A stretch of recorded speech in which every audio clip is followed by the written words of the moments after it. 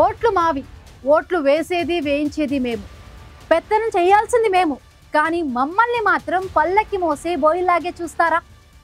ఎన్నాళ్ళు ఇంకెన్నాళ్ళు? రిజర్వ్డ్ నియోజకవర్గంలో ప్రధాన పార్టీల ఎస్సీ సామాజిక వర్గం నుంచి వస్తున్న ప్రశ్నలు ఇవి. పేరుకు మాత్రం ఎమ్మెల్యేనో నియోజకవర్గ ఇన్ఛార్జిగానో ఎస్సీలు ఉంటారు, కానీ పెత్తనం మాత్రం అగ్రవర్ణాల చేతుల్లో ఉంటుందా? మేము నాయకులదయ్యేదెప్పుడు, సామాజికంగా ఎదిగేదెప్పుడనే క్వశ్చన్ రీసౌండ్ ఇస్తోంది.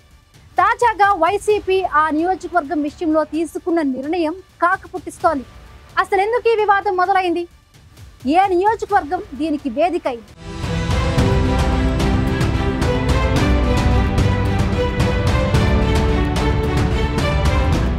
రాష్ట్రంలో ఎవరు ఏ నియోజకవర్గం నుంచైనా పోటీ చేయవచ్చు. పోటీ చేసే వ్యక్తి రాష్ట్రంలో ఓటరై ఉంటే చాలు. కానీ రిజర్వ్డ్ నియోజకవర్గాల్లో ఆయా సామాజిక వర్గాల అభ్యర్థులే పోటీ చేయాలనే రూల్ ఉంటుంది. ఎస్సీ, ఎస్టీ రిజర్వ్డ్ నియోజకవర్గాలు ఉంటాయి.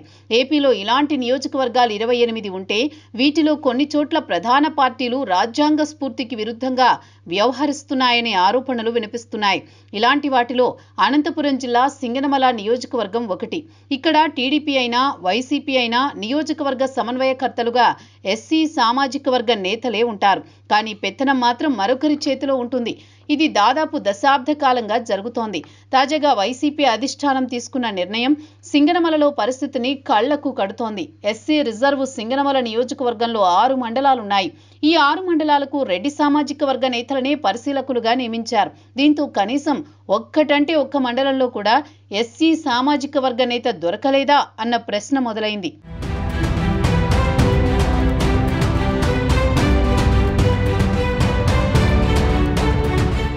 రిజర్వ్డ్ నియోజకవర్గంలో ఇదేం కొత్త కాదు. గతంలో తెలుగుదేశం పార్టీ, అంతకుముందు వైసీపీ వ్యవహరించిన తీరు కూడా ఇలానే ఉంది. 2019 ఎన్నికలకు కొన్ని రోజుల ముందు బండారు శ్రావణికి నియోజకవర్గ బాధ్యతలు ఇచ్చారు. ఆమెనే అభ్యర్థిగా ప్రకటించారు. చిన్న వయసులోనే టికెట్ సాధించిన శ్రావణికి బలమైన రాజకీయ అండదండలు లేకపోవడంతో పాటు రాజకీయ అనుభవం లేక అందరినీ కలుపుకుని పోవడంలో విఫలమయ్యారు. అందుకే ఆ ఎన్నికల్లో ఆమె దారుణంగా ఓడిపోయారు. 2019లో వైసీపీ అధికారంలోకి వచ్చింది. సింగనమలలో శ్రావణినే ఇన్ఛార్జిగా కొనసాగించింది టీడీపీ అధిష్టానం. అయితే సీనియర్లు ఆమె నాయకత్వంలో పనిచేయలేమని అధినేతకు తేల్చి చెప్పారు. దీంతో సింగనమలలో 2 సీనియర్ నాయకులతో 2 మెన్ కమిటీ ఏర్పాటు చేశారు టీడీపీ అధినేత. అయితే ఆ 2 అగ్రవర్ణాలకు చెందిన నర్సానాయుడు, కేశవరెడ్డి కావడంతో ఎస్సీ సామాజిక వర్గ నేతలు తీవ్రంగా వ్యతిరేకించారు. అసలు శ్రావణి నియోజకవర్గ ఇన్ఛార్జో కాదో కూడా తెలియని పరిస్థితి 5 ఏళ్లు కొనసాగింది.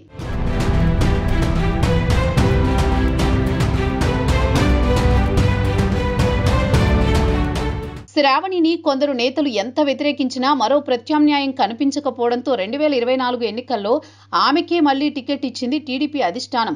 ఈసారి శ్రావణి ఘన విజయం సాధించారు. అయితే గెలుపు తర్వాత కూడా శ్రావణిని అగ్రవర్ణానికి చెందిన కొందరు, మరికొందరు బీసీ నేతలు అడుగడుగునా అడ్డుకుంటున్నారనే విమర్శలు ఉన్నాయి. శ్రావణి తల్లి బీసీ కావడంతో కొందరు బీసీ నేతలు, మరోవైపు 2 మెన్ కమిటీ సభ్యులతో పాటు మరికొందరు మండలాల్లో పెత్తనం చేస్తున్నట్టు ప్రచారం సాగుతోంది. వైసీపీ విషయానికొస్తే ఆ పార్టీ ఆవిర్భావం నుంచి ఆలూరు సాంబశివారెడ్డి సింగనమల నాయకుడిగా ఉన్నారు. ఆయన రెడ్డి కావడంతో తన సతీమణి జొన్నలగడ్డ పద్మావతిని రాజకీయాల్లోకి తీసుకొచ్చారు. ఆమెనే 2014 ఎన్నికల్లో బరిలో దింపారు. అప్పట్లో ఓటమి ఎదురైనా పట్టుదలతో పనిచేశారు. 2019 ఎన్నికల్లో పద్మావతి ఎమ్మెల్యే అయ్యారు. ఎమ్మెల్యేగా ఆమె పనితీరు బాగున్నా పెత్తనమంతా భర్తదే అన్న అపవాదును మూటగట్టుకున్నారు. పార్టీ పరంగా చూసినా భార్య ఎమ్మెల్యేగా ఉన్నప్పుడైనా ఎస్సీ రిజర్వ్డ్ సెగ్మెంట్లో సాంబశివారెడ్డి పెత్తనమే నడిచింది.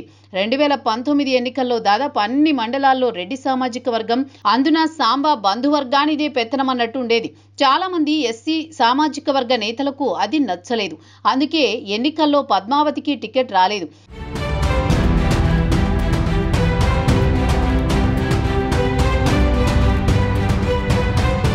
కానీ ఒక సామాన్య టిప్పర్ డ్రైవర్ వీరాంజనేయుల్ని అభ్యర్థిగా నిలిపారు సాంబశివారెడ్డి. బరిలో నిలిచింది ఎస్సీ సామాజిక వర్గానికి చెందిన వీరాంజనేయులైనా మొత్తం కథ నడిపేది సాంబశివారెడ్డేనన్న విషయం ఓపెన్ సీక్రెట్. అందుకేనేమో గత ఎన్నికల్లో వైసీపీకి అక్కడ ఓటమి తప్పలేదు. ఎన్నికల్లో ఓటమి తర్వాత వీరాంజనేయులు పార్టీని నడపలేకపోయారు. అందుకే కాంగ్రెస్ పార్టీలో ఉన్న మాజీ మంత్రి శైలజానాథ్ను పార్టీలోకి తీసుకొచ్చారు. వైసీపీ పీకల్లోతు కష్టాల్లో ఉండగా శైలజానాథ్ ఎంట్రీ ఇచ్చారు. సింగనమలలో గతంలో వరుసగా 2 సార్లు గెలిచి మంత్రి కూడా అయ్యారు శైలజానాథ్. సాంబశివారెడ్డిని రాష్ట్ర రాజకీయాల్లోకి తీసుకువెళ్లి సింగనమలలో శైలజానాథ్ని తెరపైకి తెచ్చారు. ఇది వైసీపీకి మంచి బూస్ట్ ఇచ్చింది. కానీ తాజాగా వైసీపీ తీసుకున్న నిర్ణయంపై పార్టీతో పాటు నియోజకవర్గంలో భిన్న అభిప్రాయాలు వ్యక్తమవుతున్నాయి.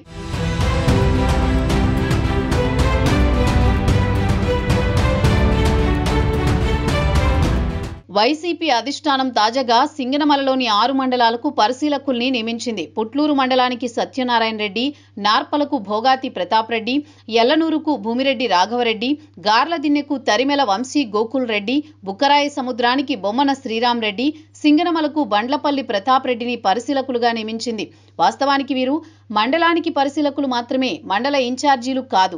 కానీ బలమైన నాయకులు కావడంతో మండల ఇన్ఛార్జీల కంటే వీరి మాటే నెగ్గుతుంది. ఎస్సీ రిజర్వ్డ్ నియోజకవర్గంలో అందరూ పరిశీలకులను రెడ్డి సామాజిక వర్గం నుంచే నియమించడం ఏంటన్న ప్రశ్న వినిపిస్తోంది.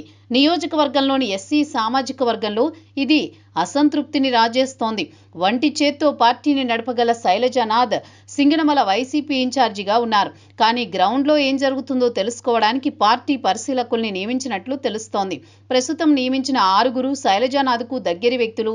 దీంతో పార్టీపై వారి పెత్తనమేమీ ఉండకపోవచ్చనే అభిప్రాయం శైలజానాథ్ వర్గం వైపు నుంచి వస్తోంది. ఏదేమైనా సింగనమల పాలిటిక్స్లో ఇటు టీడీపీ అటు వైసీపీ తీసుకునే నిర్ణయాలు తరచూ వివాదాస్పదంగా మారుతున్నాయి. ప్రస్తుతం వైసీపీ అధిష్టానం తీసుకున్న నిర్ణయాన్ని క్యాడర్ ఎంతవరకు స్వాగతిస్తుందో చూడాలి.